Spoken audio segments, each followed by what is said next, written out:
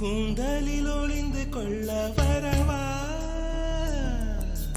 என் கூந்தல் தேவன் தூங்கும் பள்ளி அறையா அறையா மலர் சூடும் வயதில் என்னை மறந்து போவதுதான் முறையா நினைக்காத நேரம் இல்லை காதல் ரதியே ரதியே உன் பெயரை சொன்னால் போதும் என்று வழிவிடும் காதல் நதியே என் சுவாசம் உன் மூச்சில்